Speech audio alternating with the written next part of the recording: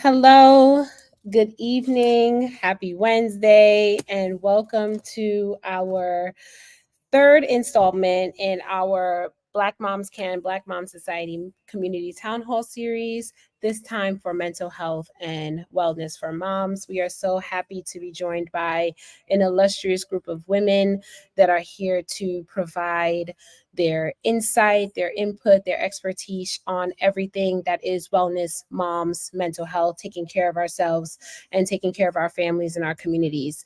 I am Dr. Green. I am here as the CEO founder of Black Mom Society, also as a psychologist. So this segment is very near and dear to me as because this is part of our life work.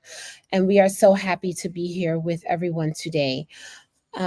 We first and foremost, Black Mom Society is a women's group that is here to uplift and empower Black moms in their professional and personal capacities. We work with all moms, whether you are a mom of adopted children, families, you're a mom tea, godmom, auntie, niece, whoever you are, as long as you identify as a mom, you know you're a mom, then we are here for you and we are with you.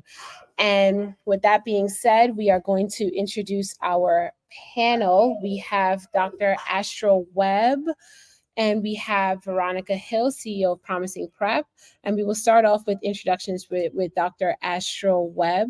She is a medical doctor by trade, and she is the CEO and founder of Healthy Kinder International,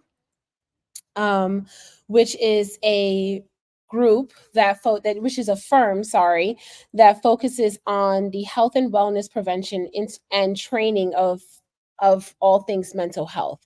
Dr. Webb is a global award-winning senior healthcare expert on health and wellness prevention, international trainer, human rights consultant, nationally recognized community leader by President Obama's Council on Fitness, Sports, Nutrition, global public speaker and champion for health disparities on public health issues related to chronic disease and mental health prevention. She is the former director for the Health and Family Services Division of North American Management, where she oversaw all activities for two partially funded HRSA national cooperative agreements. Her ability to champion wellness and prevention issues has improved the health and mental well-being of countless families living in undeserved health disparate communities in the DMV area and across the continental United States.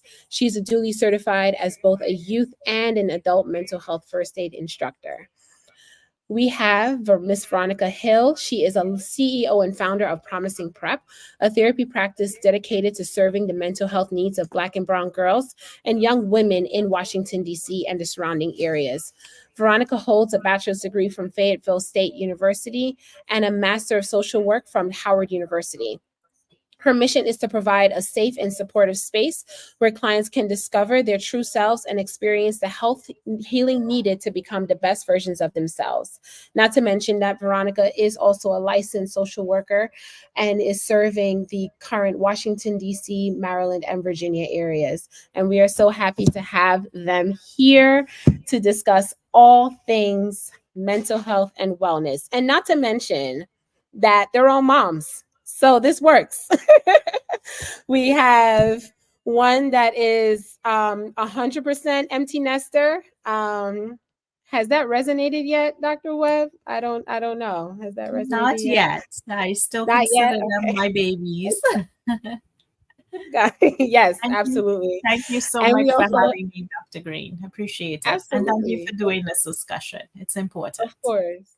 Of course. And then we have Miss Veronica Hill, who is she's at the I wouldn't say the I'm a early vet. I wouldn't say that I'm a vet, Dr. Green, but I have been in the field for 6 years. I can't even believe it myself. So, How many yeah, years? 6 years. My son is 6 Oh now. my God. But also, thank you for having me in this space with other mothers as well, Absolutely. because this is my passion too. Absolutely. And there's a funny story behind Veronica and myself with her little one, which is why I'm like, oh my God, I can't believe it's 6 years, because that's literally how long I've known you.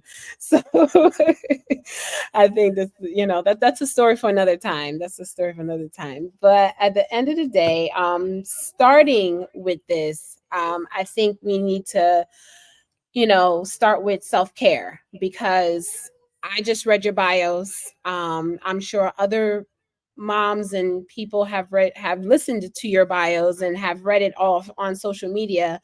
And the one question I'm asking is, you guys are busy, very busy.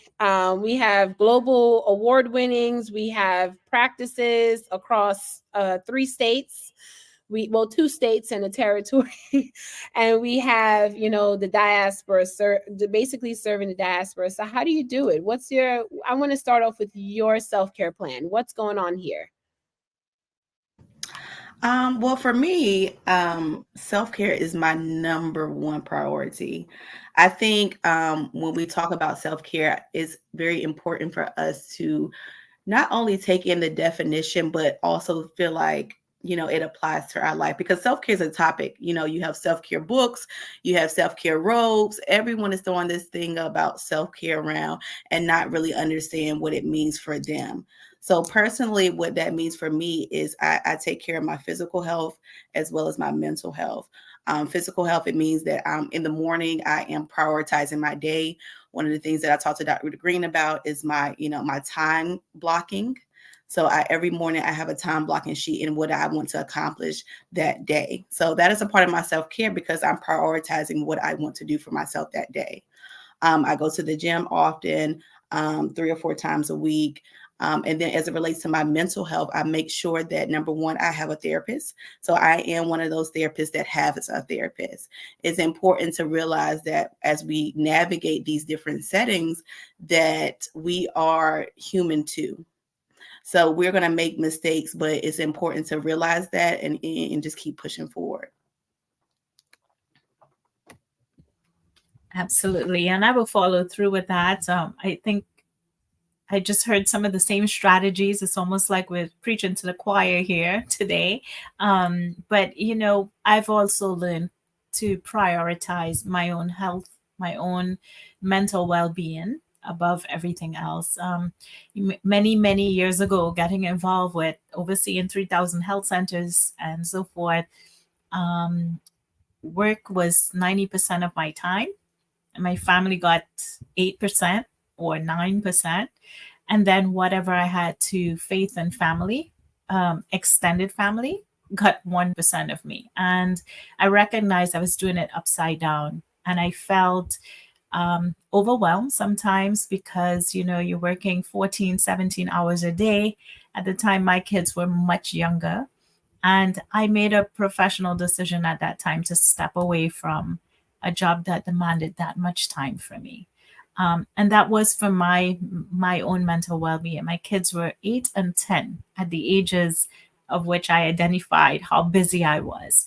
And it seemed like they were chasing my career and my dream instead of the reverse way. You're working so hard to support them, but they are the ones who had to make the adjustments to follow me, right?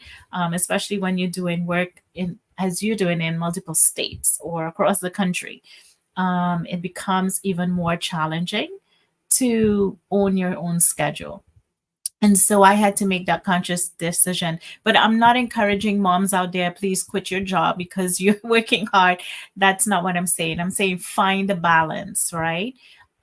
So when you find that balance and understand you're also moms, some of you might be wives or partners, some of you are sisters, brothers, daughters, community leaders, plus the workload that you're carrying.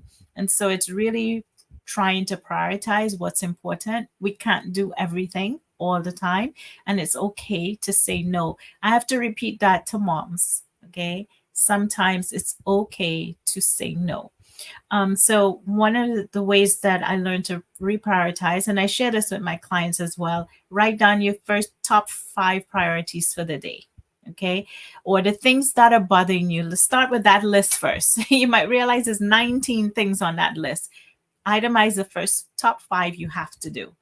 And if all you accomplished was one thing on that item, it was still worth it. The next day you get up, you restart that list, and you realize your top 5 priorities might shift for that next day. And so we really have to not just write it down, but practice it. Because, with every skill set that you learn in parenting, it's a skill and it's something you learn, but you perfect it as you practice it. And sometimes you don't perfect it at all, and that's okay too, right? Give yourself grace as a mother. And so prioritizing your time is critical, especially for working mothers. If you're at home, please understand, and you have young children, you're still working. Okay, everything from feeding the baby to cleaning clothes and making sure there's food on the table. There's a lot still happening. So it doesn't matter what your child is. The age is actually 0 to 99. Some people are taking care of seniors as well, right? So they said there's a saying that said once a man, twice a child. And it's almost like taking care of children as well. So please, if you're a mom who's struggling, not just your kids, but also a caregiver to elderly loved ones, family members, or so, give yourself grace as well and reprioritize the things you can do, and what you can't let go. And talk to someone. If it's not going to be a mental health professionals, they are great and awesome. But sometimes there's a trusted family member or friend that you can confide in, somebody who will encourage you, someone who can just be there, a good listener when you need it, someone to perk you up. Then turn to someone. Please do not struggle in silence trying to do it on your own. There are professionals there to help. And if you're quite not there, if you're not there yet, it's okay. You'll get there one day. But just figure out who's that trusted individual you can lean on during those times. Okay. So self-care is critical. Yeah. One of the things that I wanted to add, Dr. Green, was that one of the things that Dr. Webb highlighted is understanding your why and understanding your end game. No, we can't wake up tomorrow and say we're going to quit our jobs. No, we can't do that, but we have to keep pushing until we can get to that level. So a lot of times early in my career, I had to do what I had to do. And we may be in that position where we have to do what we have to do right now. But realizing that in the back end that we are going to get to a place where we can do what we want to do. So that may be not be today, that may be not next week. But if you have your end game in mind, and like Dr. Webb said, set your priorities, one day you're going to get there and it's going to be all worth it.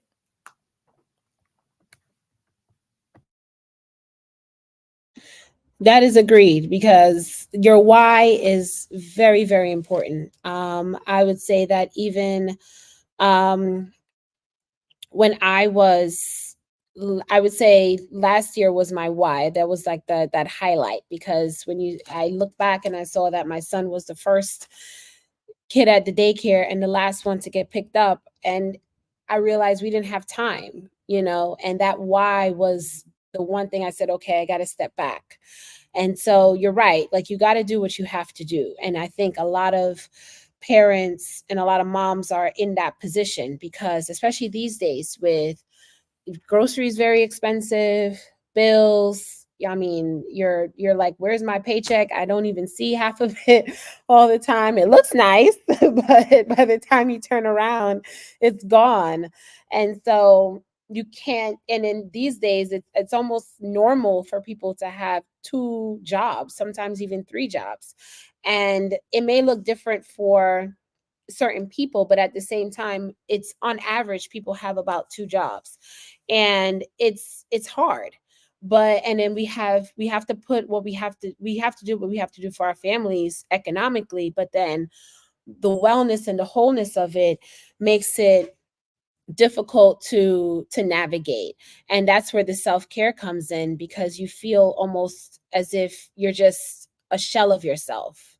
You're not seeing, you're just almost like looking at your life pass by as you're watching it, and you're like, wait, I need to be a part of it. What's going on? And it's hard, it's definitely hard. So I like the parts that you said about, Veronica, you said about time blocking. And can you talk more about that? What does time blocking look like? Yeah, of course. So actually, what I utilize, it's like on Google. So I just type in a time blocking timesheet, and it's because I use it daily. I'll go to my printer and probably print off like 14. So that'll get me throughout 2 weeks time. And every morning it'll let you know. It'll categorize what are your priorities. So your top 3 things that you want to accomplish today, and then other things like Dr. Webber saying that's in your mind that are causing some anxiety and stress. So, it may be like going to the post office, taking care of like groceries and stuff like that. You can leave those things at the bottom half, but it does capitalize on the top 3 things that you want to accomplish. And then beside it, it'll say like it'll list off the times of the day. So kind of like a planner, but it's important for me to use the time block sheet instead of the planner because I'm one of those people that like to see what my entire day went to. Sometimes you don't get into the end of the evening and it's like, dang, I'm so tired. What did I do today?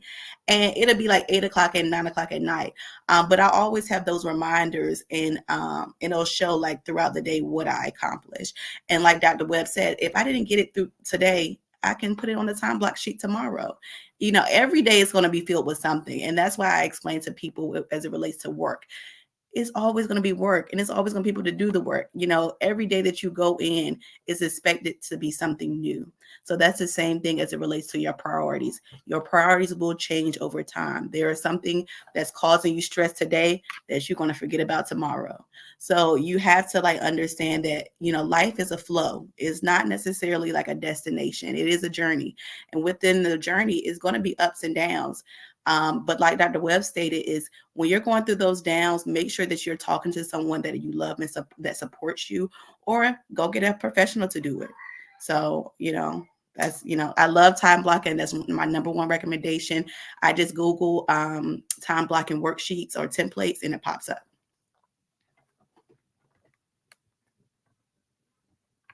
I like that. So you said Google and it's free, correct? Yeah, and it's free. There we It's go. free. It's very free. No subscription, 'cause we're in a subscription society. No subscription. It's just a template that you download and it's completely free. And it like I said, it organized my life so much Yes. that I can attribute that, and I recommend that to everyone. I like that. Dr. Webb, how do we get to our why? So can you talk us through that? Because the why is it's a very hard why to get to. And it may be, so how do we get there? What does that look like? Oh, you're on mute. You're on mute. Thank you. Sorry about that. There's my why right there. No, but if you don't know what your why is, you're going to figure out quickly what it is when you start developing anxiety, depression, and all these mental health concerns, right? That's the flag to you that, wait, something is happening here and I need to balance. I need to, pull back and really re-evaluate what's happening. And you begin doing, first of all, you begin at a point where you're prioritizing things, right? Once you start your priorities, then you have to ask your question, wait a minute, 80% of my time is going here, 50% is here, 10% is in my child, so when you start seeing that, then you start asking your question, well, wait a minute, why is it that way? Why are my percentages in this area, right? And that's where you have to step back and start figuring out, why am I doing this? Right now, the job, I get it. You have a career, there are certain responsibilities, objectives, goals that you have to meet. So you have to meet them, right? But at the same time, it should never be at the compromise of your family. And I will tell you that as mothers, even young children, they're going to model what we do. If everything about our life is work, work, work, work, work, they're going to adopt that behavior as well. The children imitate what they see. And if COVID taught us anything, when this country was shut down, the world was shut down. All right. We didn't have time to reschedule meetings and see what projects we had. It was all about understanding the appreciation of life. We don't have to be here, right? And helping kids who struggle through school. So for parents who never knew what teachers go through, they learned. All right. So these are some of the issues that may happen in our lives where we have to learn how to reset and reevaluate. So my why is, what is the thing that gets me up every morning? And it wasn't to go to a high stress job. I mean, that was important to bring home the bread and butter. But what is my why? I wanted to see my kids go eventually to college and be successful, have their own businesses so they don't have to necessarily go the financial route I went, but they can build on their dreams and follow their passion, whatever their calling is, right?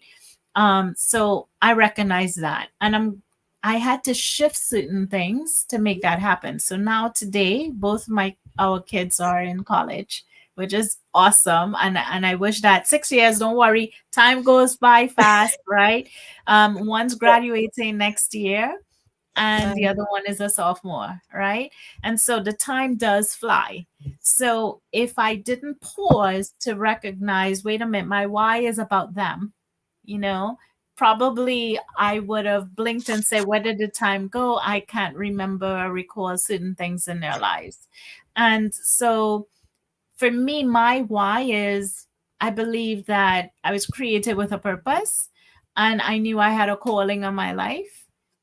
And I knew somehow that the people who mattered to me most somehow fit into that puzzle. It wasn't just collecting a paycheck, right? Now, those of you who look at your job as just a paycheck, you're going to feel the stress. So rather look at your job as an opportunity, right? You can make a difference in that field. And I guarantee you the stress level changes. So when you will get more clarity about the why, because sometimes you need the skill sets that you have on your jobs right now to help you, because you can translate them into everything from what Ms. Hill was just saying about, time management and prioritizing, to, skills learning, how you engage with people in the workforce, because your kids will all have different personalities and you're going to have to deal with that later on. So it's, we're going to learn transferable skills and relatable skills. But we also, which is, I think, most important when you're looking at the why is, like I said, finding out what wakes you up every single morning. What is the one thing, no matter how tough life gets, what is that one thing that keeps bringing you back and say, hey, this is why I'm here today. I'm going to have to keep pushing through, as you already heard, right? Pushing through. There's something that has to motivate you to keep getting up every single day. That, when you can figure out what that is, that's your why. It doesn't mean you have to do it immediately now, but you set yourself your goals, get your kids through school, get them to an independent age where they're not so dependent on you. And then maybe it is maybe I can start my own nonprofit organization and give back. Maybe it is that I want to go to this level in my career, right? Whatever that would be your ultimate goal. And so trying to figure out your why is just the steps to get you there.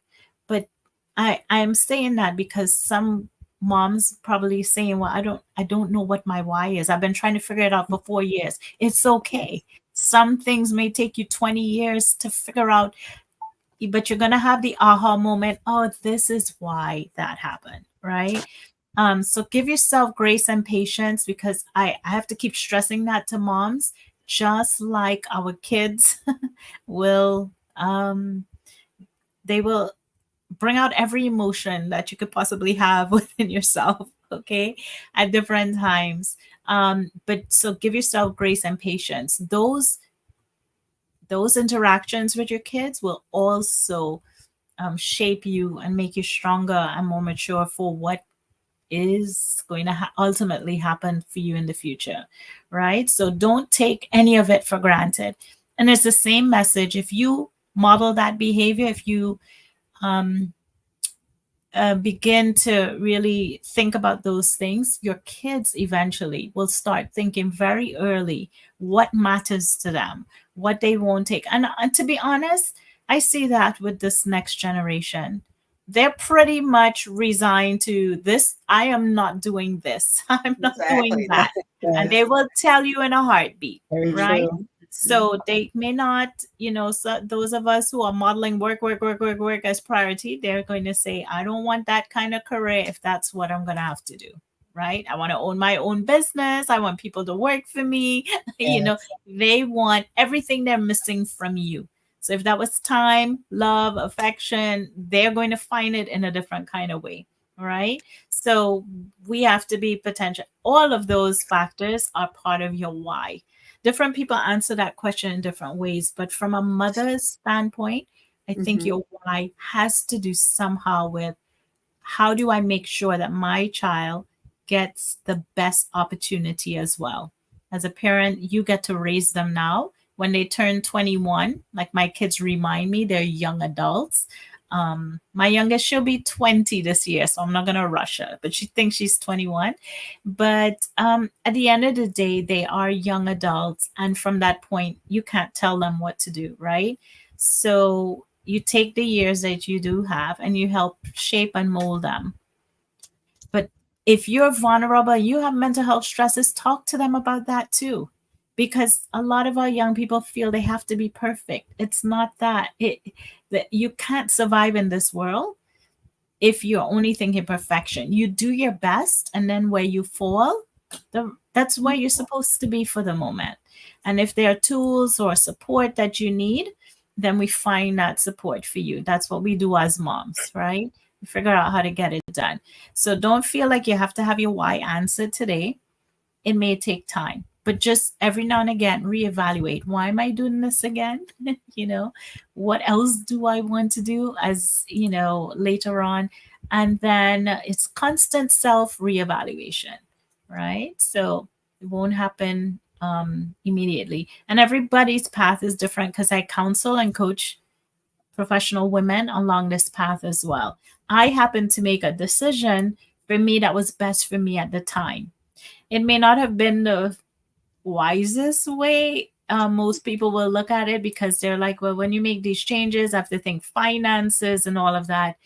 But I'm also a person of faith, and I do believe that I've always seen God work in my life. And I know that if I step out in faith, the impossible sometimes is achievable, right? But it's because you have the right heart to serve. If you're a mom, you already have the most important skill, being a mother and pouring into a life that is dependent on you, right? And God has given us that blessing to be parents, to be a mother of a child. And for those women who adopt and guardians, it's the same experience. It doesn't have to come from your womb for you to bond the same way. All right. And I actually congratulate those parents who do step outside and want to give a child that love and bonding experience. But all of that is part of the why, right? So anyway, I hope this has been, giving you a little different perspective. Please don't look for the textbook definitions of the why, because sometimes you'll never find it. Go with what your heart is, go with what wakes you up every morning, and you will find it.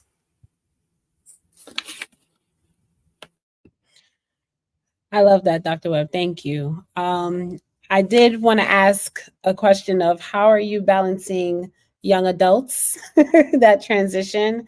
Because I feel like that's a very tender time, because they're still with you, but they're still not with you. And how do you manage that and that emotional wellness in Right. your as your mom going through that and navigating the college years? Yes. Well, I would tell you, for both kids, the freshman year was very different. Transitioning from high school to college is difficult.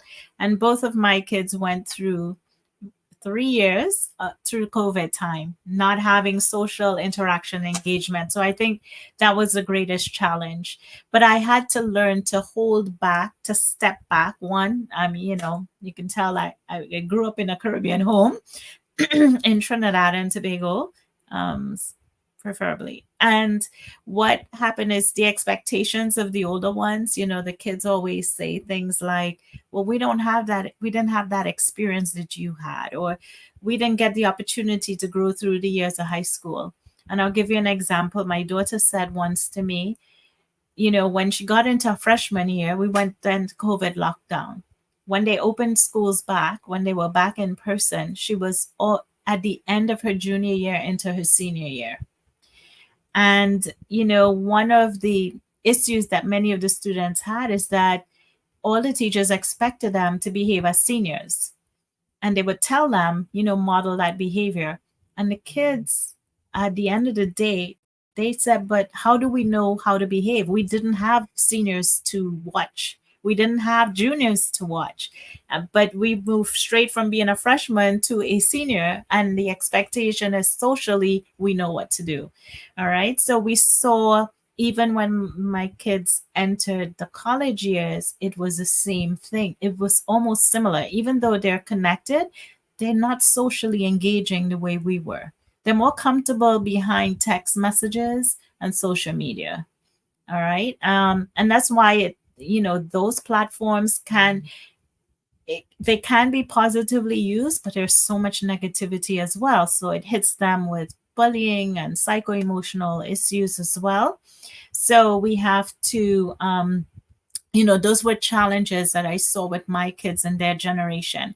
And I had to step back and understand I can't compare my times to their times. So I have to guide them through the times that they're living in. Right. So they do understand, respect is kind of, from the time they were young, that was expected, right? For any older adult. That doesn't mean that you cannot share your value, your voice. You should be able to speak up for every issue that you see wrong, but there's a way that you do it. Because if you really want to be heard, especially for moms, and Black moms, you don't want to be sounding like an angry Black mother. Rather, you want to be a woman who's confident in her position, and you want to be heard, and you expect to be heard. So that approach is a little different, right? So those are issues, social issues, I think a lot of college kids have today. I would say the post-COVID effect. But then we also have, secondly, I've always told my kids they have to live their dream. Neither one of them wanted to go into medicine, as brilliant as they would have been. But they always looked at my life being so busy, work, and so they didn't want that for themselves. Because remember, they were raised in COVID. So they saw the value of being at home, relaxing, not getting up and dealing with traffic all the time, right? So you still have to do it. So like I tell them, but I had to do it. It was a choice, right? So it's not stay home, relax and do nothing and worry about anything. But so we always want to put those values in, but watching them in college, I can see that so many of their classmates and college mates, they're going through those struggles and their challenges. Now, I've spoken to my kids, so they know whatever decisions they make now, I'll do my best to support them. But so many college kids don't have that support. So that's one of the changes I'm seeing. But I do believe we need to start talking to our young people and just encouraging. Don't focus on the negatives that they do. If you don't like their styles, you don't like their music, don't focus on that. Focus on the positive things about them. Because otherwise, what they say is that all I hear is noise from the older generation. And so they don't listen. Once they hear noise, they're not going to listen to anything that you say. So you what you have to do is get them to say, look, there are points we'll agree to disagree, and that's going to be okay. So when you ask about the transition with the college life, I have to respect the fact my kids are young adults. and I have to respect their decisions as well.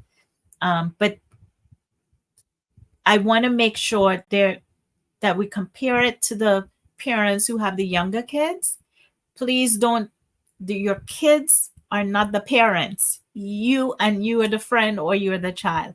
The mother still has to be the mom. The dad still has to be the dad, father figure, mother figure, whoever the adult is in that child's life. They still need to give these children guidance. They're not emancipated adults. As long as they depend on you for food, for transport, for money, you still have some kind of say. Right. And I see we flip that. We know our children have gone through a lot of changes with the times, but we allow them to drive, you know, the way we raise them. But it shouldn't be that way. Be compassionate, be empathetic, but don't lose focus of guiding your children. Now, once they become adults, you don't have a say anymore. You can't say anything, right? So just, words of wisdom. The experience is different with every age group, but bond with them now while they're young, and in adult years, you sit back and just let them live.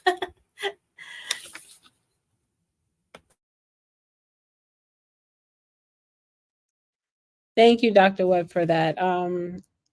Now we're going to introduce our moderator, Ida Mescal. She is a public health professional focused on strengthening health outcomes by disease prevention, enabling access to life-saving medicines, and family planning. Throughout her career, she has held roles across the public sector, multilateral organizations, and in the biotech industry with increasing responsibility. She was most recently head of value and access at Gilead Sciences Global Patent Solutions, focused on low and middle income countries. Additionally, she has extensive experience working with youth and young adults through collaborations with the UN Ethiopian Mission for the Diaspora Youth, and serves on the Board of Trustees for an all-girls STEM high school in Jersey City, the Bayonne Youth Center, and House of Blue Hope in Tanzania. She holds a Bachelor of Science in Biotechnology from LaSalle University and a master's in public health from Boston University. Again, another busy individual who is a mom T and is doing all things mom T like. Just follow her on Instagram and you'll see exactly what I mean. She is a Swiftie. I learned about being a Swiftie from her. Now I know.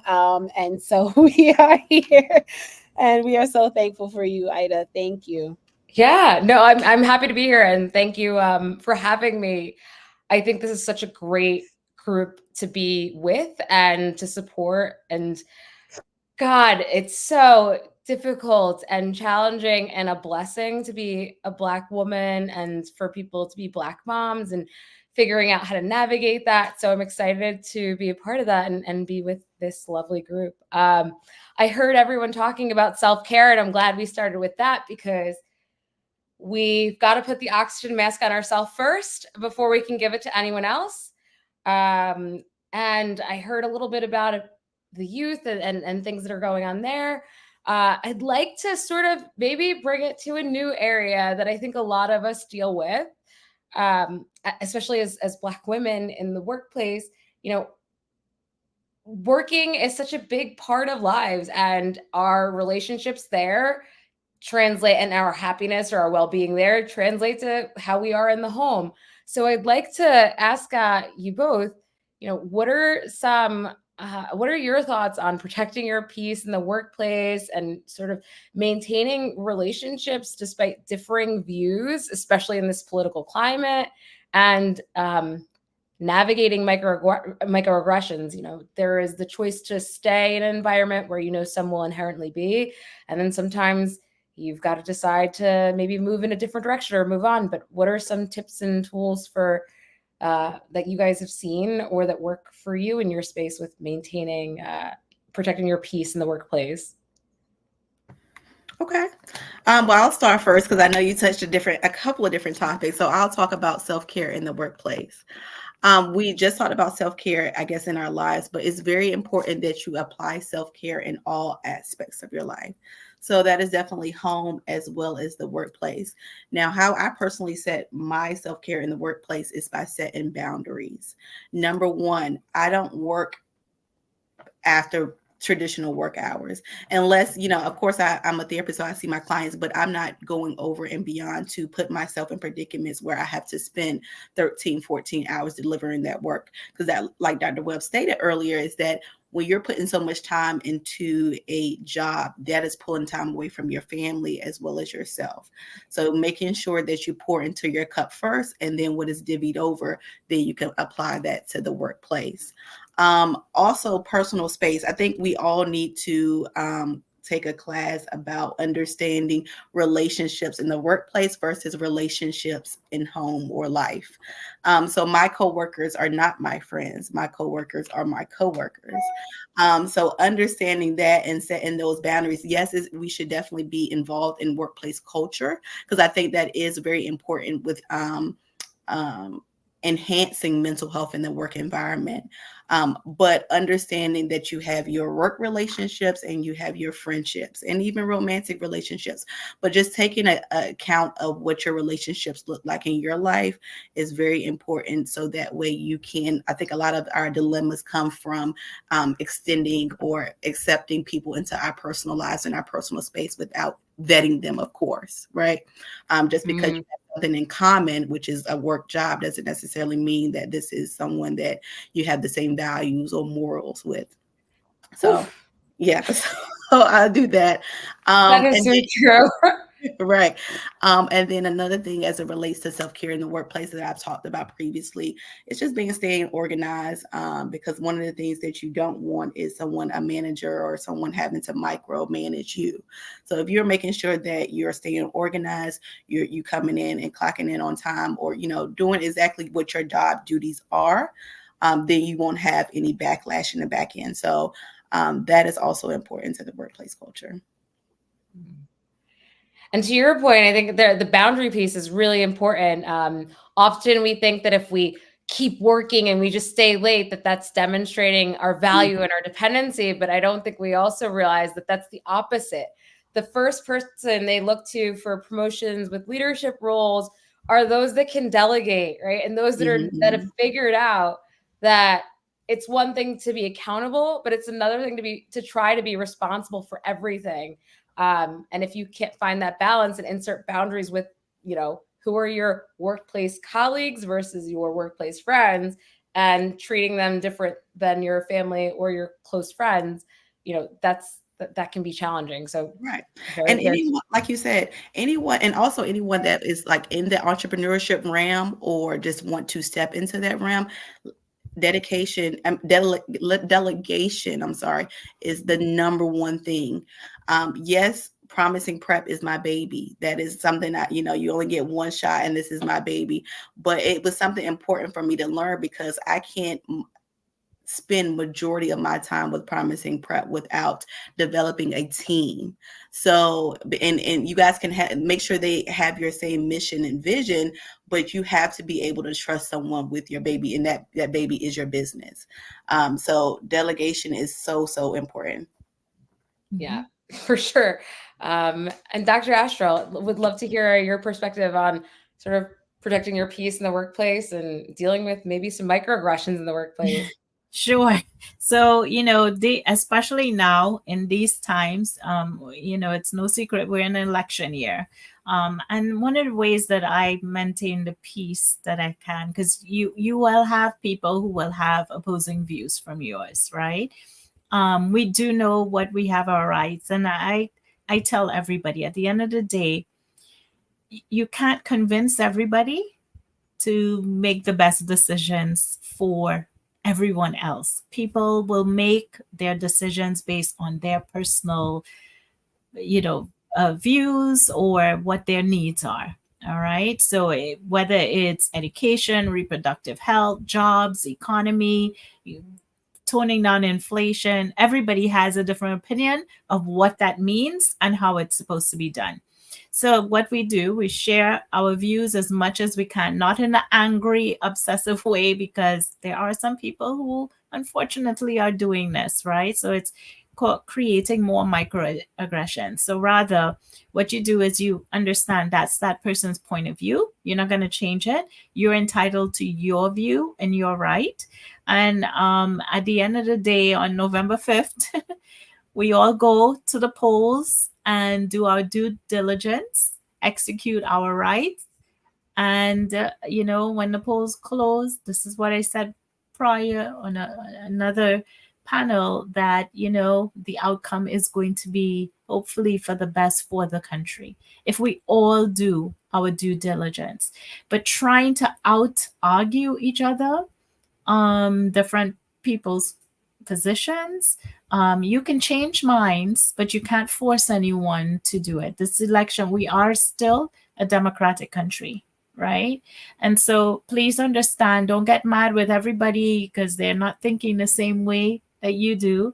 Sometimes people have personal issues, whether it's jobs, economy, healthcare issues. And so they're going to vote on those issues, right? So At least we hope they will.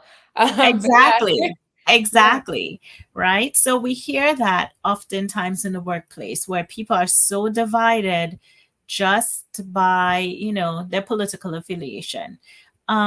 And I think that we have to remember first, I am American. That's how you have to look at it. And I want the best for this country. And the best for this country is when we take care of everyone. We can't leave people behind. We can't just say, well, I'm in a better position, let me move forward, right? We have to advocate for the rights for the oppressed, those who are victimized, those who are, have disparities in all systems, right? So that when we go to the polls, that's the mindset we should have, and do the right thing. And don't get caught up in some of the smaller conversations. And I'm saying that because when moms go home, you hear it in the workplace, you go home, there's the issues with families.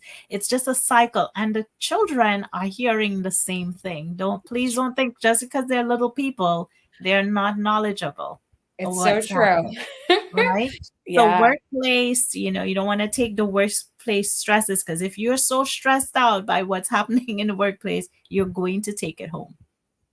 So we true. have to,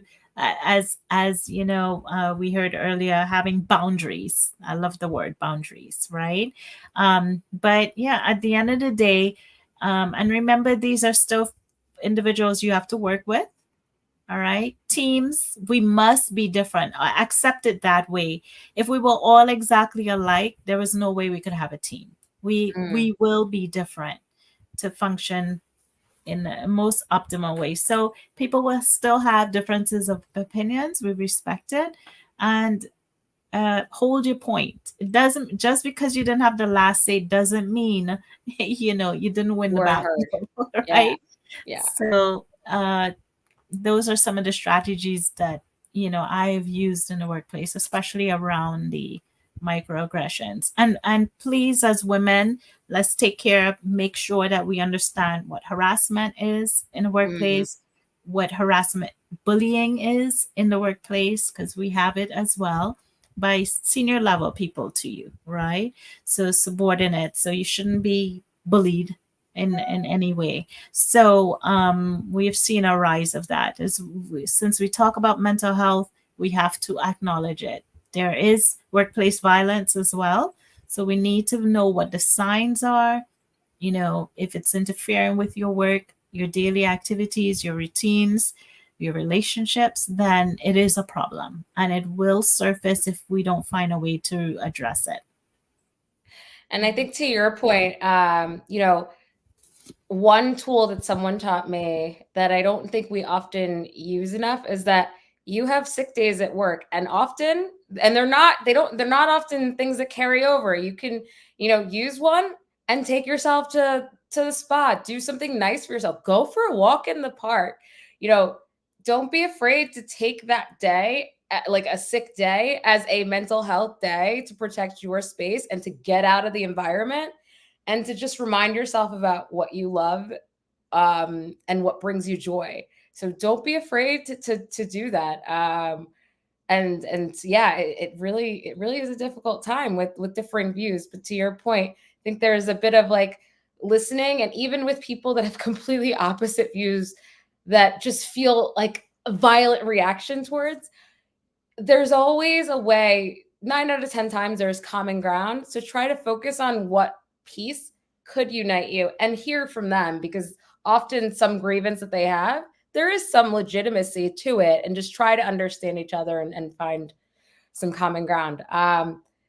I wanted to ask, actually, given we were talking about kids and the internet and social media, especially with you, Veronica, what are some tips and tools to helping kids navigate in today's environment with the rise of social media? I mean, kids as young as 2 are on a tablet now, and it's really changing sort of their patterns and behaviors. So what are some things that you see in your space, and how do we identify how to help kids when they might be in crisis before they're in full-blown crisis? Yeah, so social media is one of those tricky things. Yes, when it first stepped into the scene, and I'm kind of showing my age right now, but when it came out, it was a great thing. It was a way for you to connect to family, peers. And then it has turned into this boatload of propaganda, information, misinformation. And you really, now in today's time, we don't know what information our children have access to. And even as a strict parent, you may say, oh, my child doesn't have no Instagram, no Snapchat, but you don't know what they're doing in the schoolhouse. And if they don't have it, they're using their friends. I've heard this term, now they have Finsta. So that's a Yes. fake Instagram, right? So no one would know that's them, but it's a fake account. And this, I'm putting you guys on a little bit of game, because I feel like teenagers, I talk to teenagers every day, so now I know. But don't tell them I told you, okay? Because I need to protect my spaces, right? So anywho, but with all of this, it is very important for your relationship to be strong with our children. Like Dr. Webb said, no, we're not necessarily calling our children our friends, but you have to, at this point in time, information is so accessible. You need them to have a safe space where they can go with this information to validate things. Now, if I'm a mother and I am no, and I have this strict, force where my child can't talk to me about sex, about dating, about, boyfriends, girlfriends, then what do you want them to do with that information?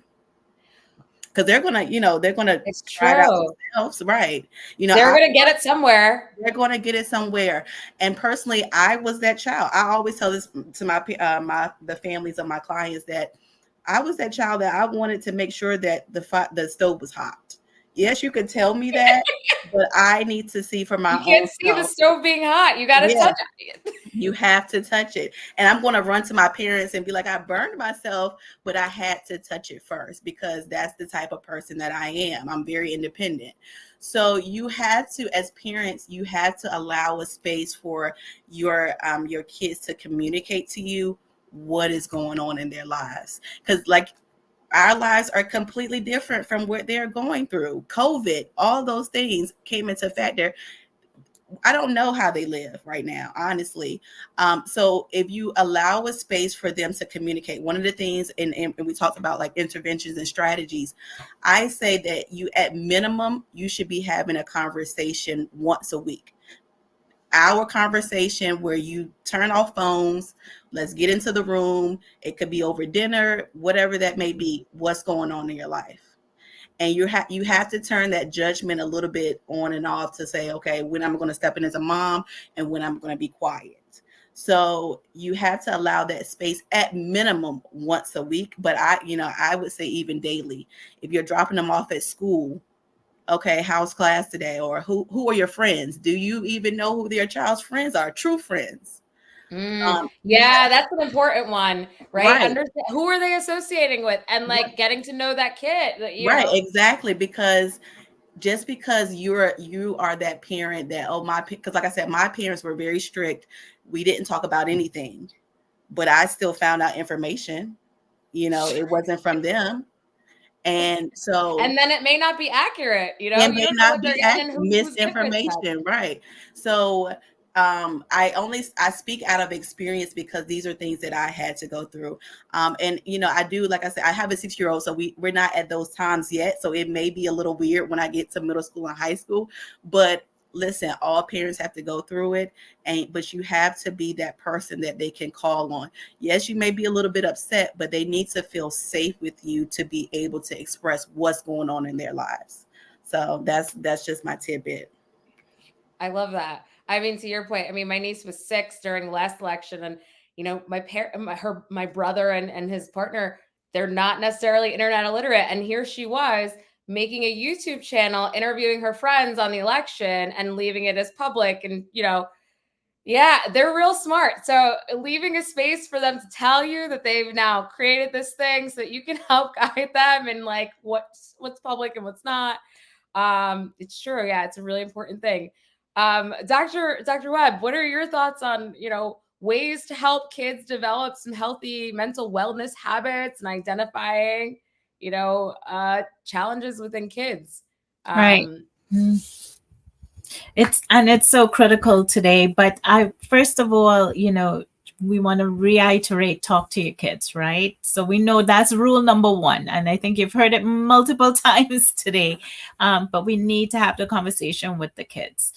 Even talking to them, you can actually identify if there are triggers for their mental health issues, right? So everything from bullying. Sometimes what kids will reveal is, I've heard the arguing and the fussing in the home. I'm scared, that my parents will get divorced or separate. They're very concerned about these issues. For us, you might look at it as, oh, it might have been just a disagreement. And so I tell my clients all the time, have conversations with your kids because they know a lot more than you think they know. As Ms. Hill said, you're going to find a way to find information, and getting it through classmates and peers is not the way you want your kids to really navigate this life, right? So you want them to come to you. And so that would be the first thing. Really talk to the kids. The second thing is, depending on the signs or symptoms they give you, how they talk about their triggers, you have to determine, is it enough that I'm the person this child speaks to, or do I need a counselor? I think that's important. We have school counselors. If you're not comfortable as a parent with that, you can always get the ones outside in your communities. Every health center, every clinic, every hospital, every urgent care facility can give you access to providers, of course. And you have your online, a lot online, right? But there are some communities where we do have a lack of providers. And so parents have to be okay to let their kids do the telehealth visits. Some parents are kind of anti kids speaking to a provider over the computer. They don't know what they're sharing. They don't know, because those sessions are private, right? And so we do have those concerns and anxieties, but we want parents to know, moms to know, especially, this may be the only way that your child can access a provider during the time they're not in school, or to save you if you cannot commute to get them into an appointment. Okay. So, but just having the conversations, once you identify the triggers, make sure you link them to a mental health provider. Make sure you have trusted adults around your children at all times.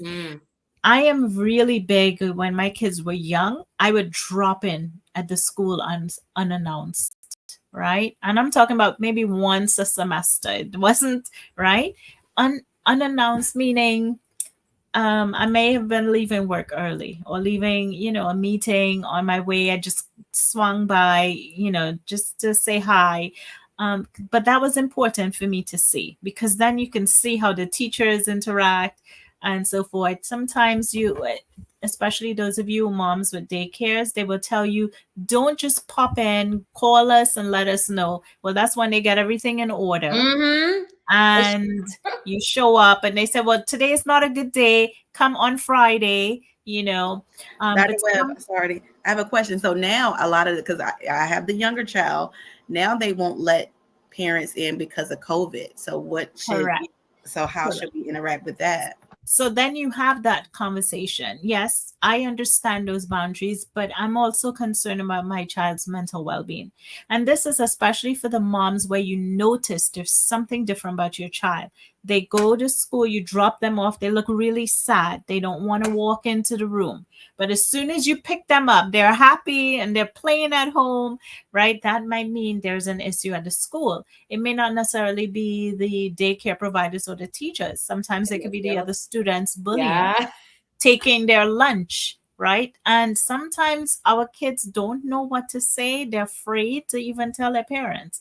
And that's why having that conversation when they come when you pick them up, ask them, how was your day? How was your lunch? So you can really evaluate if they had anything to eat. So what did you eat for lunch? If they don't give you an answer and you notice it's a regular pattern, then you have to wonder if this is a child whose lunch is being taken from them. And you don't want your kids to, feel that way. So I think it's okay to tell providers now, look, in the times, I am concerned about my child's mental well-being, and I would feel more comfortable, coming in. You can mask up, double mask up, Exactly. whatever it is. If everybody's been vaccinated or had the required shots, whatever, there's no reason I can't come in there with the mask and the gloves, right? And yes, you don't want to disturb their sleep time depending on the child's age. Sometimes they have nap time or quiet time. Those aren't the times you want to come in. But if your child is sick, they do expect you to show up, right? And you don't have to come in with an appointment and all of that. They're like, you need to come, your child is not feeling well. So just like you're doing a well visit, this may not be a sick child, but just mental well-being just gives me peace of mind. I would love to refer you to other parents, but I just need to know that they're comfortable, dropping the child there and so forth. So there are ways that you can work around that. And there are owners and daycare providers and principals who kind of don't want bad publicity or bad news. So they'll figure out, they may make the exception for you. So just kind of work with them. Sometimes if we don't ask, we won't know.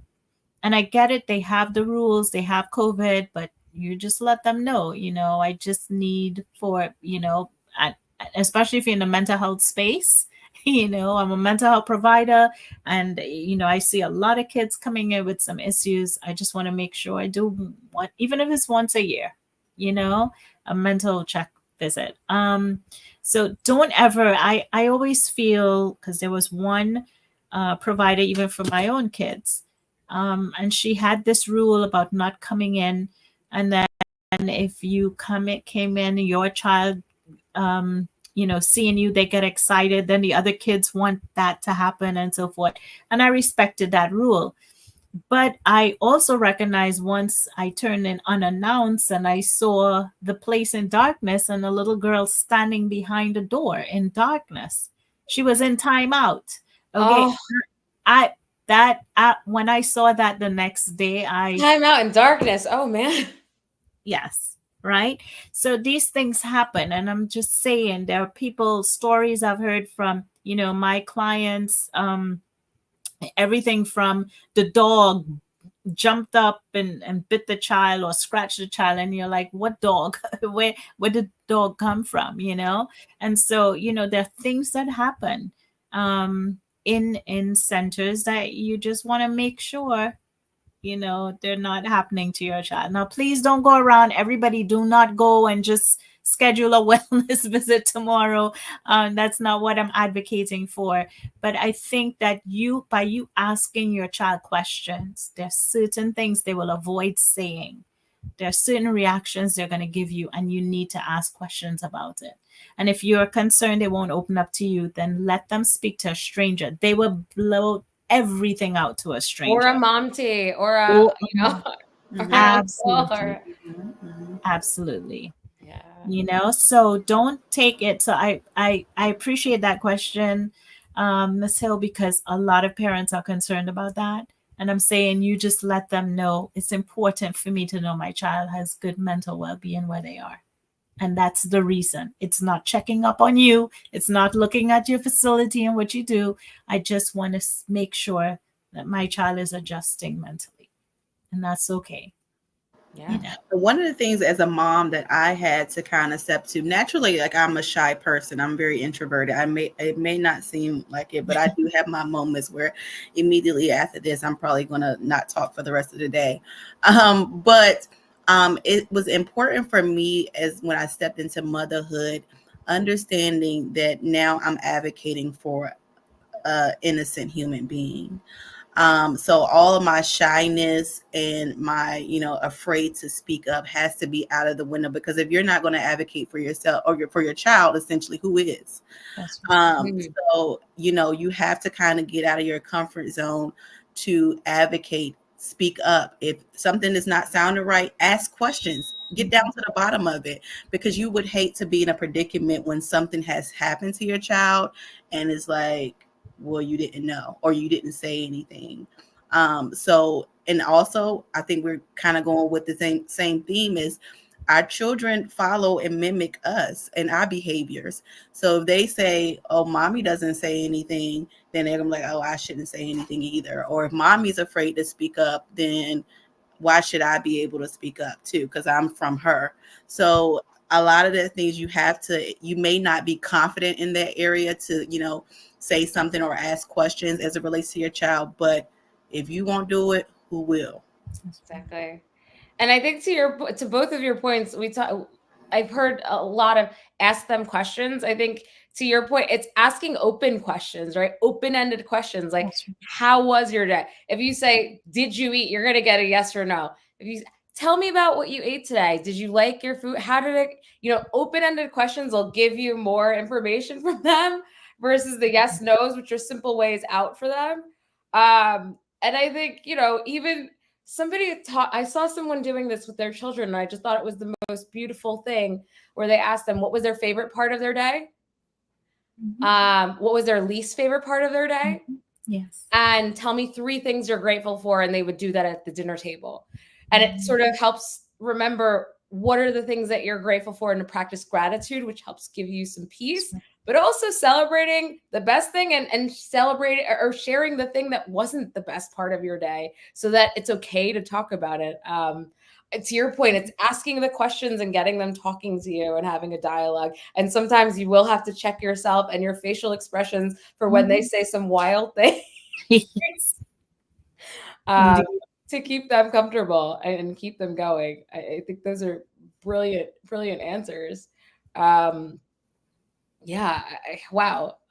Really, really, really great top answers. What are your thoughts on bringing it to this piece that you both spoke about don't be afraid to ask for a provider, like get help from a provider. I didn't want to speak of that. I didn't really understand mental health until somewhat adulthood. I don't want to blame previous generations, but or communities, because sometimes that it could be due to being a Black person that we don't necessarily trust people that are not family with our personal business. But that should have never been the case.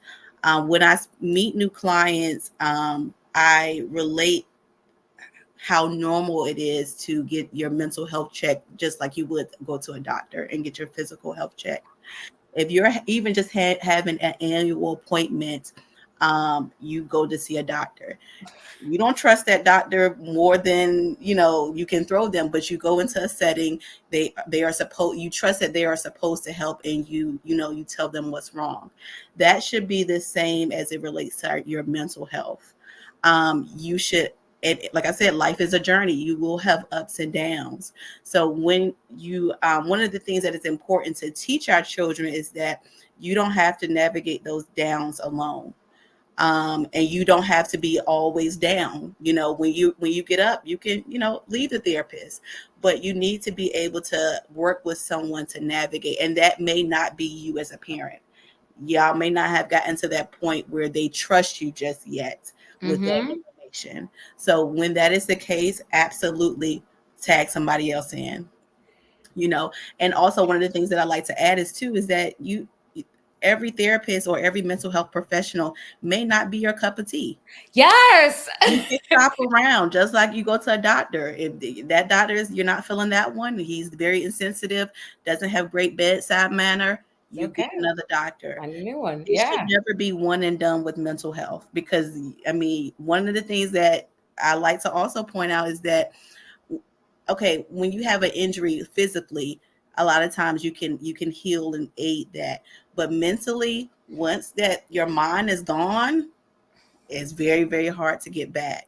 So please tap in, look up, Google search Psychology Today, Black Girl Mental Health, whatever it is, to find the therapist that will work for you. You may have to do a couple consultations. That's perfectly fine.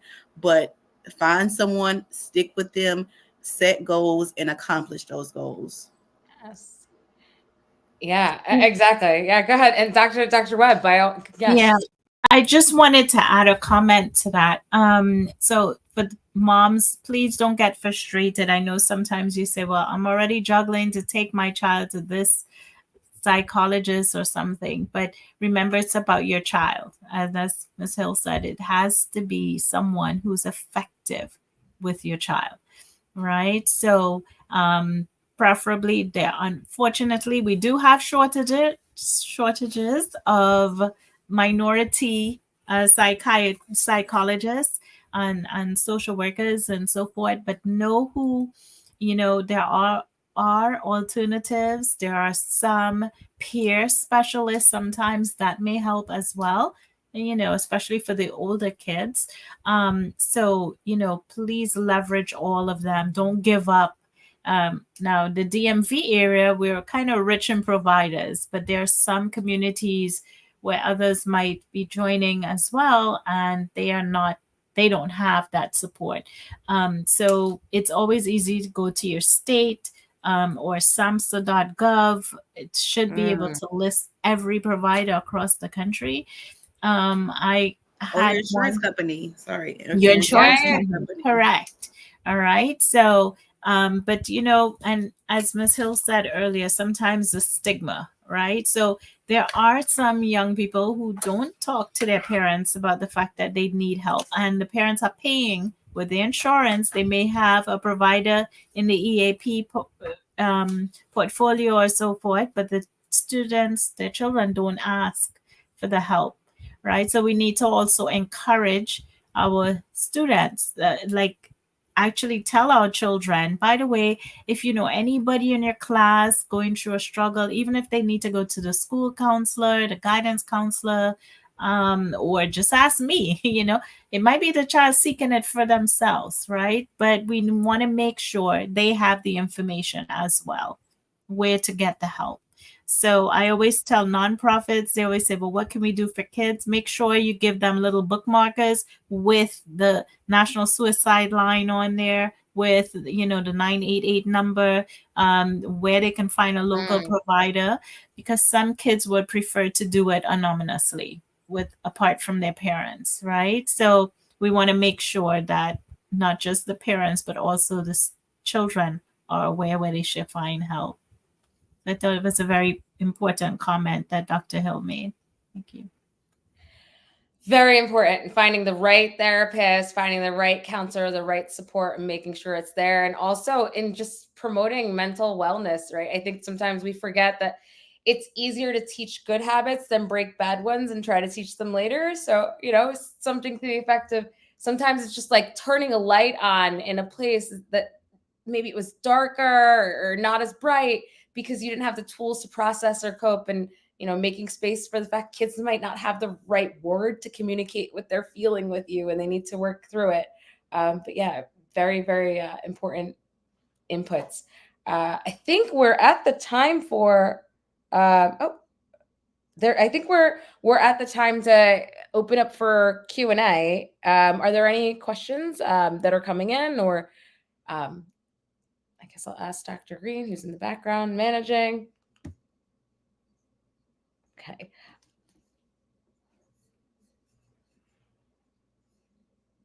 You're on mute.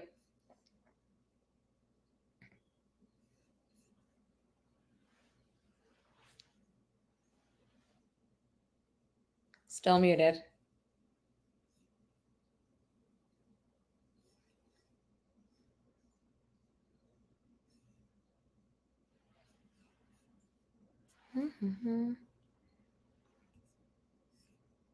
Are there any any questions coming in? Here you I'm go. here. Oh, I see it on this side.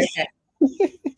So we do have there were some comments that were here before. People, Toyin Montgomery, she was saying even as adults,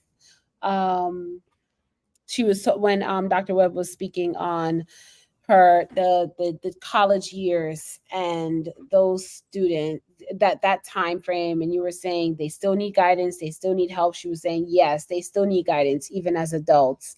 And then speaking on, she actually had a comment about Mental Wellness Day. So when Ida was talking about the your sick days will go away and disappear if you do not use them. Talking about, yes, Mental Wellness Day, and that's very, very important because I know at there are some employers that do have some type of mental health day. When I would say, for example, at certain universities, they do have mental health days for their employees, but it's not so common. So when you do have your sick day, it is, it's okay to take one day for your mental health. And that does not mean that you're going grocery shopping, you're checking emails. None of that. It means you're bringing yourself joy and doing the things to protect your mental wellness. Like for me, yes. Me and actually two of my girlfriends, we decided actually last week on a Tuesday to just not work and to go to the spa and get a massage collectively together and be back by 4:00. And it was great. We weren't sure if we left in the morning. We all drove down to the spa and we spent the whole day and had lunch, and it was lovely. You came back just in peace and feeling really relaxed. So, during that time, everyone's busy during the day and at their own activities, whether it's school or your partner's at work or whatever. So take that time for yourself. I think that's a really fun one. There was another part where we started talking about elections and the stress of people with different views at work. One of the thoughts that I've always been told to think about stress in terms of you'll stress about 80% of the things that may never happen. And to really find, if you're going to stress about what you can control. So what are your thoughts on things we can control in the crazy political uncertainty, and worry? What are some, what's some advice that you guys might give to some of our folks online about, presidential election and knowing the space of what can you control? Well, I believe that, you do everything that you can in terms of conversations and advocating for the issues that are important to you. But we cannot control yet the outcome, meaning we can influence it, right? If we all go out and cast our vote. But when the polls close, there's absolutely nothing we can do. We have to just have faith in the American people that they have made the right choice, right? And so the outcome is going to be the outcome. And it really, I think this country, we see so much division, political division, that it doesn't matter who wins at this point. We're going to see half of the country, or not feeling good about the election results, right? And so what we have to remember is that do our diligence. I understand the outcome of certain candidates, if they are the ones who are elected. But what we have to do is have faith in the process still. And I think because if we don't, we are going to lose sleep. We're going to be over anxious. We really don't know what's going to come. There are a lot of people who talk, but they don't really show up to vote or show up to, yeah. Yes. Right. So what we have to do is just encourage everyone to just do your due diligence and show up at the polls. Execute your right to vote. It's a freedom that we have. And just, just do the right thing. Right. When I say do the right thing, cast your vote. That's all that we can do. Yeah. Right. And exactly.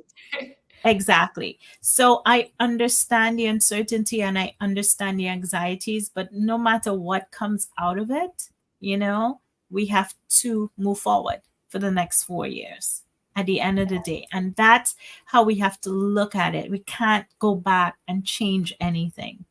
So I'm very big on prevention, right? Which means you don't wait for a disease to come and then you start reacting. It's the opposite. Let's do everything that we can to exercise a healthy, body, how we eat, how we exercise, how we think. Well, before a disease happens. Well, the same thing happens in high stress events as well. Everything to prepare. We do everything that we can to make the good choices. But at the end of the day, it's an election. We cannot predict the outcome, right? We can hope for the best. Exactly. And the rest, we have to just leave and trust God that it was for the good of the country somehow.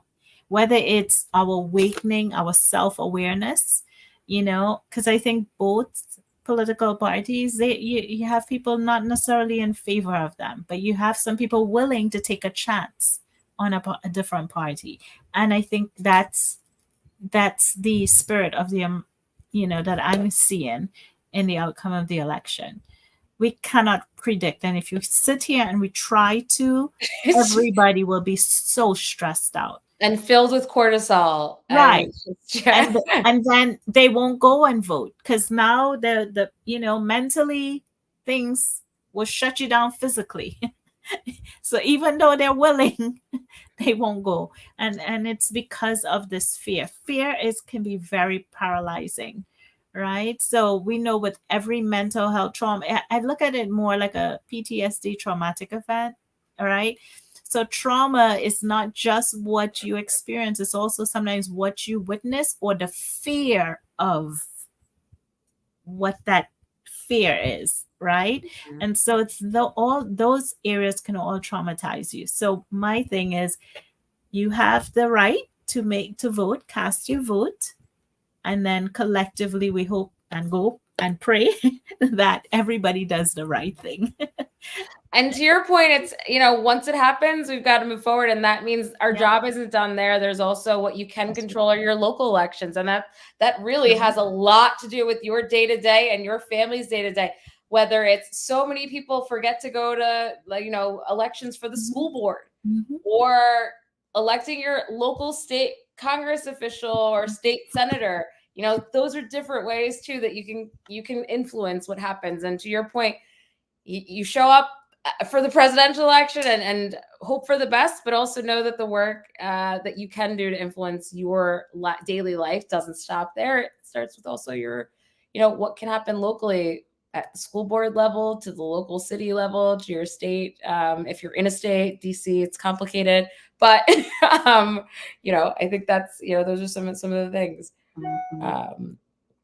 Yeah, I would actually agree. I would say that stress and anxiety, the stress and anxiety of this election cycle has been extremely tense, and you see it in a lot of spaces, from families to communities, on the newscasting. I mean, it's becoming almost polarizing. And so we have to kind of sometimes take a step back. There's so much news, so much information, misinformation, fraudulent information, however it may be, and just having to navigate and sift through all of that can be very, very, it's taxing, and it can create stress. Because you just don't know. And sometimes it's hard to control that because you just don't know what's really true or not. You're seeing all these commercials, you're seeing ads, you're seeing this, you're seeing that. We're seeing stuff on social media. They're saying, don't look at social media. Then you have the Daily Show. They're like, don't watch that. It's like so much. And, with people working so much, they're getting bits and pieces of information and then trying to create something of that, and then not getting all of what they need. And so that point can create anxiety. It can create an affect of some level of stress, some level of high intensity, high tense. And so that then transfers into different spaces. Are where your kids are then saying, well, my mommy said that she's gonna do this and that because we're moving to Canada, like we're moving to Canada because of so and so, and you're like, what? And it becomes all of this, and just having to a lot of times you have to stay calm. I always say that for me, in my personal capacity outside of being a psychologist, the more chaotic things get, the calmer I get, because I'm just like, that's okay, superpower. we just have to hold on here. So I'm panicking in my brain, but on the outside, I'm just trying to keep calm, because you have to do that. And so, in certain ways, we do have the fight or flight responses or the freeze. And so we have to kind of know ourselves in that space too. Are you the fight? Are you the flight? Are you the one that stays? Are you the freeze? And so being able to just take a step back, and it's okay to not watch the news just for a moment. It's okay to just take a step back, turn off the TV, or just switch a channel, whatever you do, and just, focus on something else. Maybe not have your screen time for that moment. Maybe just go read something else that's not about this election cycle, because too much of something is never good. And so we have to kind of balance that out in that way, in our emotional responses to it. That's a really good point. I think we often forget too that the evolution of social media has become such a complicated situation to navigate, with algorithms that are designed to sort of get your blood pressure up. And how do you know if information that you're getting is real? And I think one of the tools that I was reading about the other day is, if something shows up in your feed that pushes a visceral response, it was likely created based on the profile that they have of you to elicit that. And so flip that upside down and notice if that's happening to you regularly, that might be something that you need to double check or ignore, because you want to be balanced. And good decision making comes from being balanced and being in a good mental space.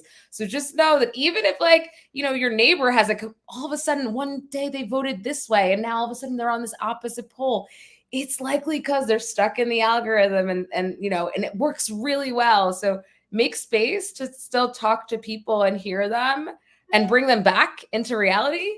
And, don't be afraid to mute or turn off notifications, because they're meant to get you engaged in the machine. Right. So it's a really hard space to navigate, but I think just paying attention to, am I getting worked up all the time, and being okay with shutting it off.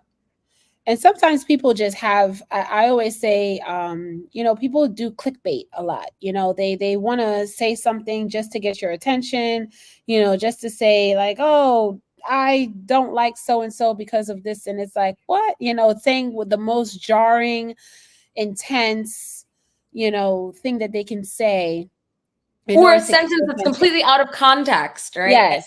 Yes. It pulls you in, and you're like, and then you go down and you read and you're like, oh, that's not really what like, why did I even click that in the first place? I just went down this whole rabbit hole and invested this energy. and I could have Yes. like done something nice for myself, like got a manicure. Exactly. And we're seeing so much of that, especially on social media.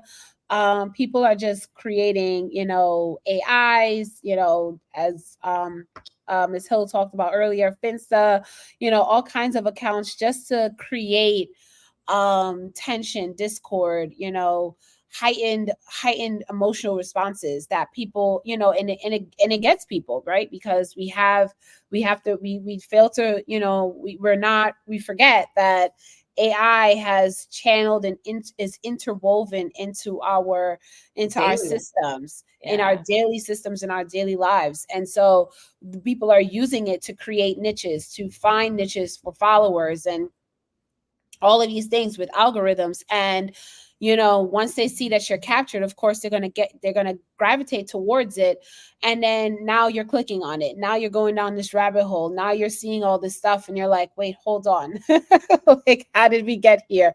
I'm anxious, I'm stressed, I'm over here texting and saying like, oh my God. And all of these, all of this sweating and all of these emotional responses that come with it, that And they just pulled you out of your ability to be present, and you just went yes. down this, it's a tough thing to navigate. I guarantee you, after the conversation today, I'll see 10 messages point up about the words that you just mentioned. 100%, exactly, AI tech. exactly. So true. It's so true. Yeah. Check your privacy settings, adjust them so that they're not, being created for you based on what you like. There's a couple of things you can do in that space, but yes, I'm sure these words will pop up on your search engine. All right, and let's see. I think we've got a few minutes left before we do our close. I think a few things that I think maybe I wanted to leave all of us with as Black women as well, when we talked about mental health, physical health. Make sure you're doing all the things that are important to you, like getting your mammograms. Please, Black women, get your mammograms done. Really important. A lot of states have changed the recommended age from 50 to 40. Do it, upfront, do your best to prevent some things that maybe are affecting our community, and yeah, continue to do a pulse check and check in with yourselves and how you're feeling, and listen to yourselves. I think those are some of the really, really important things that we forget to do in the midst of checking on our kids and finding our kids the right therapist. Make sure that you have your own one that's a good therapist. Fire them if they're not good for you. If you feel like your doctor is judging you and you don't have an open relationship with them, feel free to fire them too. And find a new one, and if you can't get a recommendation through we gave a couple tools. We talked about checking with your insurance provider. Ask a friend too. Don't be afraid to ask a friend for a recommendation. Like, if it's someone who you think is showing up in life in a way that you value, ask them. Don't be afraid to get a recommendation and try it for yourself as well. Yeah. And thank you for making the time here for yourselves. Dr. Webb, Nikita, are there any things that you sort of want to leave the group with before the call to action? Well, I just want to also encourage those of you moms who are in positions to start peer groups to support moms. Like this Black Mom Society is amazing, because you can do something like this and bring together, have discussions on various topics. But I think sometimes in some communities, some of our moms need physical social interaction as well.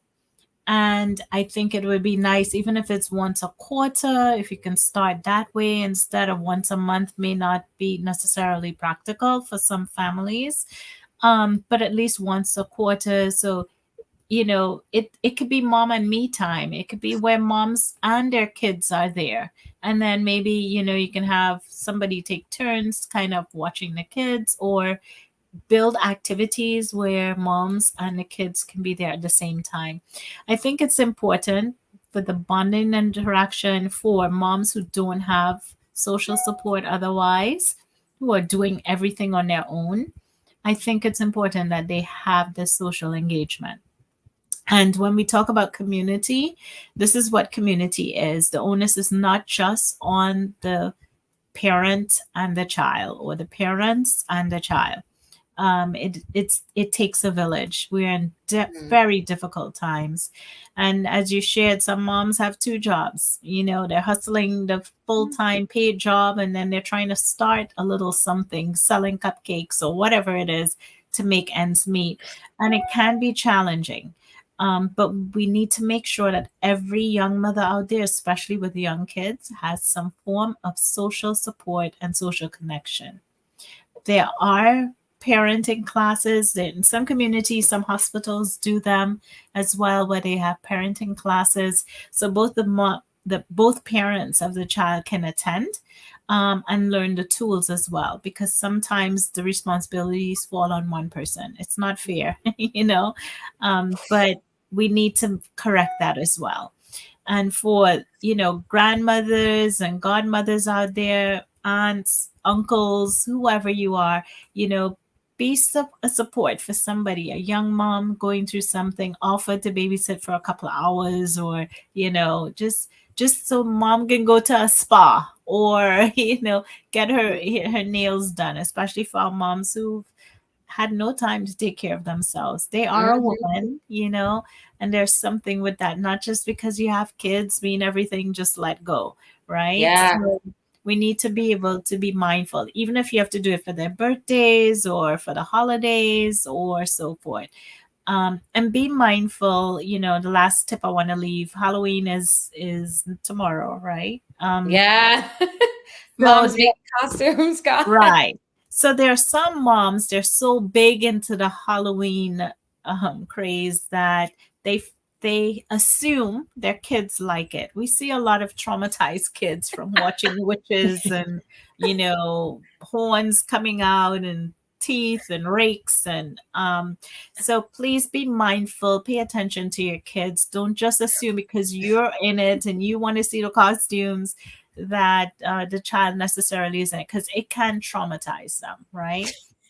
So we want you to be safe, be out there. Don't give your kids all that candy. It doesn't help if they have anxiety, if they have depression, if they're it doesn't help to give them all that sugar. So we need to make sure, allow them to enjoy the experience of collecting candy, but please monitor how much candy your kids are eating, because they will get sick on you. And those of you who have the fancy warm costumes, the furry bunny, please remember how warm it is going to be tomorrow. You don't want your child passed out with dehydration.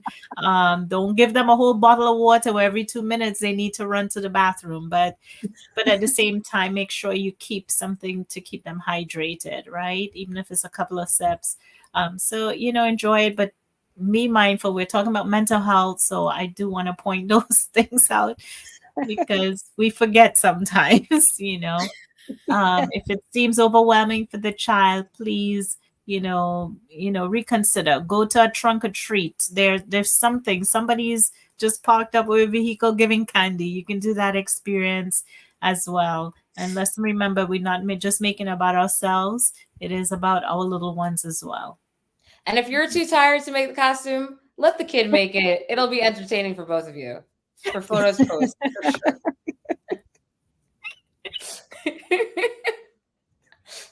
Or if you're my kid, he just wants to eat the cookies and the treats. He doesn't care about the costume. There's that too. Each kid is different. Each kid, each opportunity is different. Yeah, he just wants the food.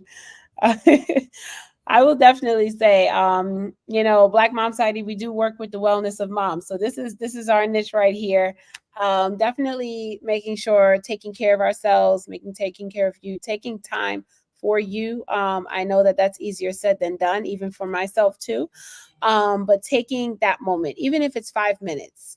I have been getting into these comedy skits that have just made me laugh, because after a long day of dealing with a lot, sometimes just laughing just helps.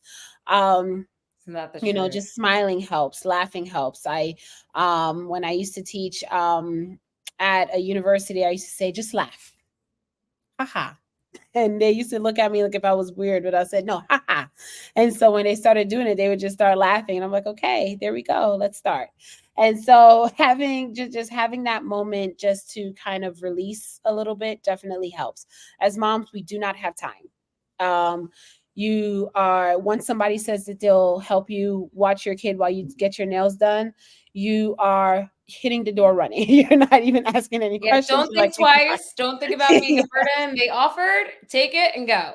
Thank you, bye. You know, but delegating is definitely important. That was a lesson that was told to me just a couple days ago, and I'm bestowing it on to, you know, to everyone else. I know that was said earlier today, earlier this evening, is to delegate, to ask for help, to ask for that support. During this election cycle, there's a lot going on. There's a lot of news. There's a lot of information. Take it off. It's okay. It's fine. If you have MSNBC or CNN, they have a way they just run the same thing every hour, every 2 hours. So it'll be fine. But definitely taking that moment for you for a moment, even when you get off of work. It was said earlier, you know, a lot of times you transfer a lot of our issues or the things that we dealt with at work, we take it home. My trick is that before I even pick up my son or do anything, I just take 10 minutes and just sit in the parking lot or go somewhere, do something. That car is protection. Yes, and just sit down for a moment before I do anything, because sometimes that helps. Or I talk to a friend or someone, you know, so that you kind of create a barrier before you get to your next job, which is being a mom and being a partner or, you know, spouse, whoever it may, you know, whatever you are about to be from, you know, 7 or 6:30 to, you know, you go to bed. And you're just that person, so that you are right for that person, because those people are innocent. They did not do anything to you. They did not change your meetings on you. They did not, you know, tell you things that were unkind at work. They're innocent in all of this. So let's keep it, you know, keep that, try to try to differentiate as much as possible and compartmentalize. But I will send it over to Ida right now so that we can our CTA. RCT. I'm like, remind me. Yeah, no, I think that's really thank you, Jackie. Yeah, I think that really some really important points. There, you know, I'm really important to protect yourself, protect your space, and have fun. Don't forget to have fun. You know, we work real hard, but it's not just to work hard. It's actually to have some fun. All right, so call to action. You know, join us in building a resilient community. We know that navigating the current landscape, from reproductive health care to election-related stress, and, you know, even showing up in the mom group chats, can feel overwhelming. So together, let's create a space where our voices are heard, our challenges are acknowledged, and solutions are within reach. So we invite you to participate actively in these conversations, ask questions, and share your experience. Your voice matters, whether it's by sharing your own story or listening to others. Each of us contributes to a stronger, healthier community. You know, take part in this transformative discussion and connect with a network dedicated to creating change. Let's face these challenges head on and uplift each other and build resilience together. I want to thank the panelists for their engagement and enlightening answers, and some learning some new tricks. And highlight the upcoming town halls. Actually, Makita, you know all of them, so I will let you do that. And please share the events and stay connected with the Black Mom Society. Makita, what are the next upcoming town halls? Yes, so we have one on coming up November 3rd, and it will be the importance of local elections. We have some great panelists for that. There will be different perspectives, from parents to actual professionals that are in the local election space, and also our career. So just people that need that understand the need for it. And again, this is bipartisan. We are not here to sway anyone. We are just here to give you the information that's needed for that town hall, and to really make sure that you understand that as families and as moms, as Ida said earlier, a lot of our causes and a lot of our day-to-day is in the local elections. So we need to make sure that we are cognizant and that we are aware and understand that. So we see you soon on November 3rd, and thank you so much. Yeah, Thank thanks you for to all sharing the your time with us all. Have a Yes. great night. Have a great night, everyone. Thank you.